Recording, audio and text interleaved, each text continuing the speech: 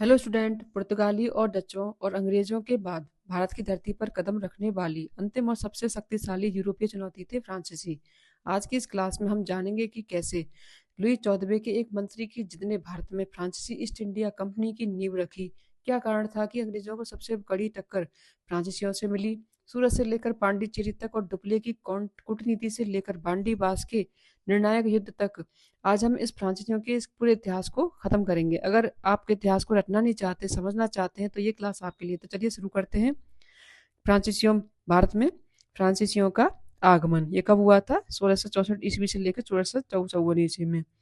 हम पढ़ते हैं इसमें फ्रांसीसियों और कंपनी का स्थापना। उनकी कंपनी कब आई थी, यहाँ पे कब स्थापना हुई थी? तो पहला पढ़ेंगे हम इसकी स्थापना। तो 1664 ईस्वी में फ्रांस के राजा लुई लुई चौदहवें के मंत्री कुलबर्ट के प्रयासों से कंपनी द ओरिएंटल की स्थापना हुई।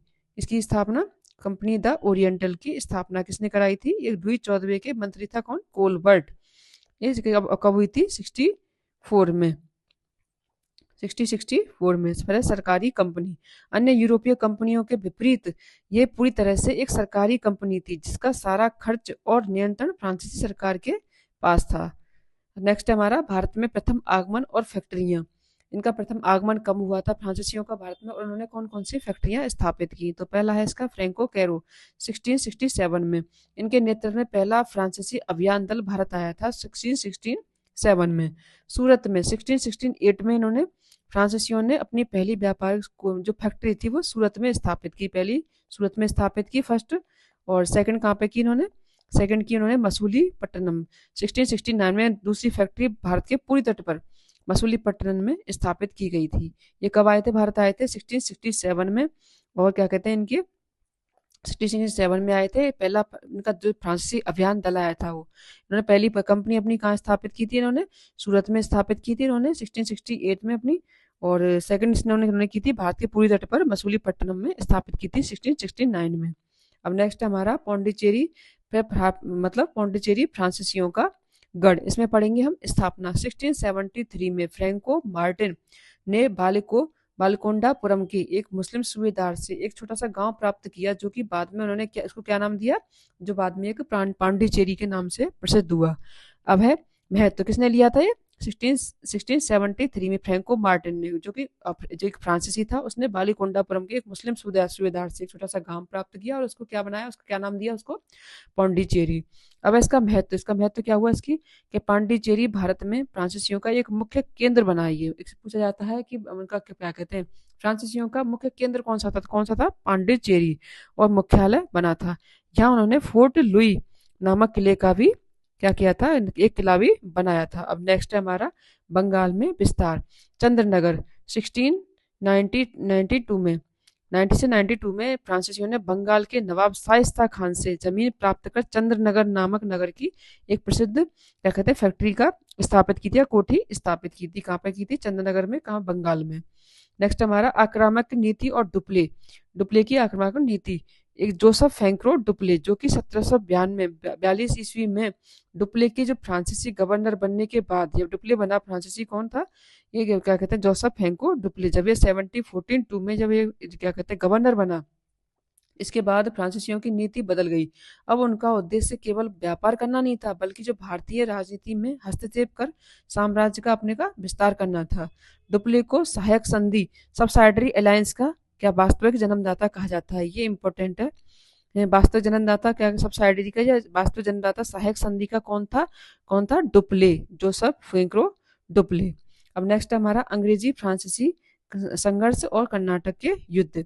भारत में वर्चस्व के लिए अंग्रेजों और फ्रांसीसियों के बीच में 3 युद्ध हुए थे। किसके बीच में? अंग्रेजों और फ्रांसीसियों के बीच में 3 युद्ध हुए थे, जिन्हें कर्नाटक के युद्ध कहा जाता है। पहला हुआ था ये 1746 1746 और 48 के बीच में हुआ था। इसे एला सापेल की संधि के साथ इसका समापन हो गया था। दूसरा हुआ था कर्नाटक का युद्ध 1749 से 54 तक हुआ था, जिसका पांडिचेरी की संधि के साथ इसका समापन हो गया था। और तीसरा हुआ था तृतीय कर्नाटक युद्ध 1758 से 63 तक, जिसका पेरिस की संधि के साथ इसका समापन हुआ था। अब है बांडीवास का युद्ध। इनका प्रथम कर्नाटक का युद्ध ये किसकी संधि के साथ समाप्त हुआ? एला सापेल की संधि के साथ।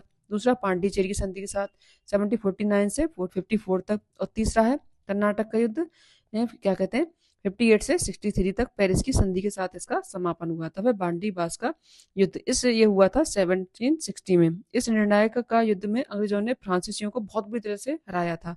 तो भारत में फ्रांसीसियों का साम्राज्य मतलब जो सपना था उनका अपना साम्राज्य बिखेरने का, अपना विस्तार करने का, फ्रांसीसियों का वो लगभग समाप्त हो गया था। अब नेक्स्ट हमारे इनकी फ्रांसीसियों की भारत से विदाई। तो बांडीवास की जब इनकी हार हुई जब 1760 में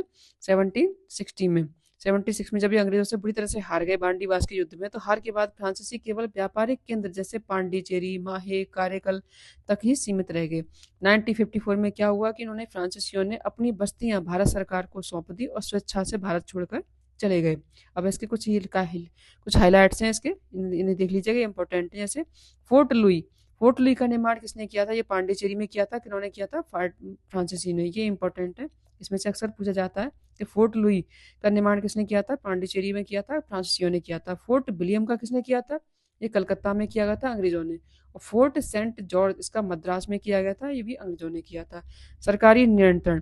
फ्रांसीसी अपनी कंपनी की असफलता का एक सबसे बड़ा कारण उनका सरकारी होना था, जिससे फैसले में उनको देरी हो जाती थी। ये उनका रीजन बना। अब नेक्स्ट हमारा कि फ्रांसीसी थे। अब यहाँ पर कुछ एमसीक्यूज हैं जो हमें सॉल्व करेंगे कि हमने यहाँ पे कितना सीखा। अभ्यास प्रश्न। एमसीक्यूज। फ्रांसीसी ईस्ट इंडिया कंपनी की स्थापना किसके प्रयासों से हुई थी? पहला क्वेश्चन है हमारा, फ्रांसीसी ईस्ट इंडिया कंपनी की स्थापना किसके प्रयासों से हुई थी?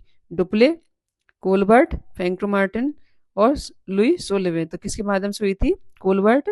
इसका आंसर होगा बी, कोलबर्ट 1664 ईस्वी में। किसके माध्यम से हुई थी? कोलबर्ट की प्रयासों से। सेकंड हमारा, फ्रांसीसियों ने भारत में अपनी पहली फैक्ट्री कहाँ स्थापित की थी? पांडिचेरी में, मसूली। सेकंड हमारा ऑप्शन है मसूलीपट्टनम में। और थर्ड ऑप्शन है हमारा सूरत में।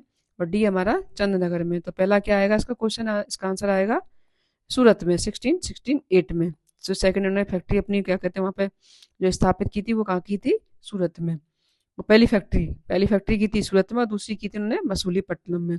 और नेक्स्ट क्वेश्चन हमारा, किस युद्ध ने भारत में फ्रांसीसियों के भाग्य का फैसला कर दिया? तो पहला है प्लासी का युद्ध ने, बक्सर का युद्ध ने, बांडीवास का युद्ध ने, या अडाय का युद्ध है? इसका आंसर बताएंगे। तो इसका आंसर है बांडीवास के युद्ध था, क्योंकि बांडीवास का जो युद्ध हुआ था 1760 में, इसके होने के बाद ये युद्ध क्या कहते हैं अंग्रेजों से बहुत वजह से हार गए थे, जिसके बाद क्या कहते हैं फ्रांसीसी अपना जो पूरा था साम्राज्य था उसको क्या कहते हैं भारत की सरकार को सौंपकर और हमेशा के लिए यहाँ से विदा हो गए थे। तो फ्रेंड्स, आज हमने देखा कि कैसे एक सरकारी कंपनी होने की कमजोरी और बांडीवास की हार ने फ्रांसीसियों के भारतीय साम्राज्य के सपने को चकनाचूर कर दिया। हालांकि वे राजनीतिक रूप से हार गए, लेकिन पांडिचेरी की गलियों में उनकी संस्कृति आज भी जिंदा है। तो अगर इस क्लास में आपके कॉन्सेप्ट को पूरी तरह क्लियर किया हो तो वीडियो को लाइक करें, शेयर करें। अगली क्लास में मिलते हैं, तब तक के लिए जय हिंद,